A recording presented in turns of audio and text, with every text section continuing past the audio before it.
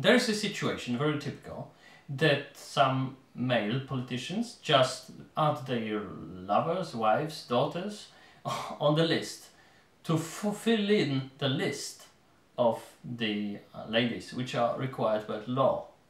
But those ladies are never to be really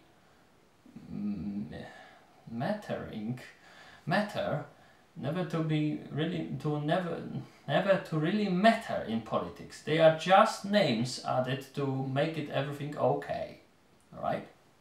So, but maybe with 50% there is a limit that is crossed in which the women can support other women in politics, and the male dominance is really over. Maybe it is, but maybe it is still the same process, and because women are not so much, even in Scandinavia, they are not so much engaged in politics. I mean, they are not so much interested usually in politics. When they are in politics, they have this, to some extent, this womanly attitude of being caring and nurturing and so on. So they support socialism to some extent, or some different, sometimes pacifistic things, but it's not really, but it was never really studied.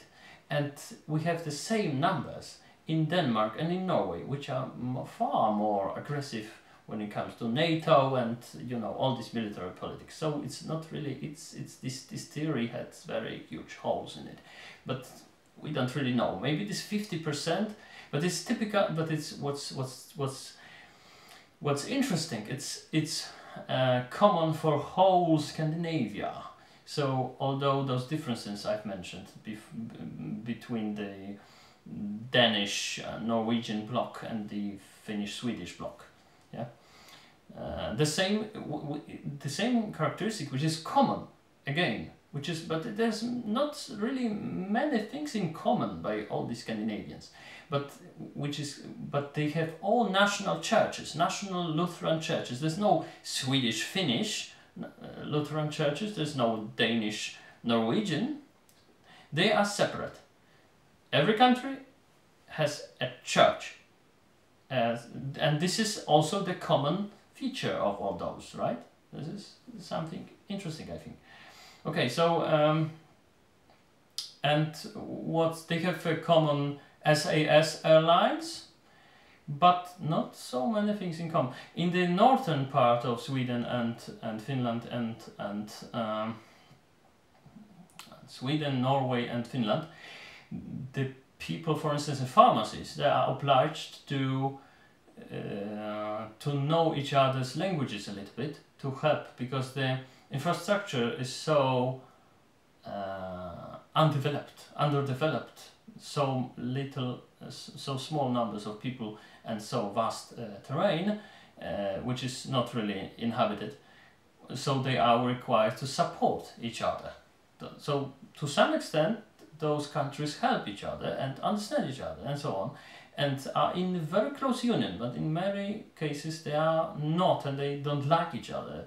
There are many jokes about the stupidity, for instance, of Norwegians in Finland, and also the Danish people which were requiring from the immigrants during the last migrant crisis. They were requiring from immigrants and pseudo-immigrants to subsist themselves during the first day, and they were collecting the things they had brought with themselves, like cash and so on.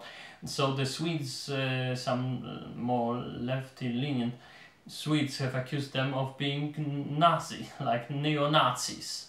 It's far too harsh towards immigrants.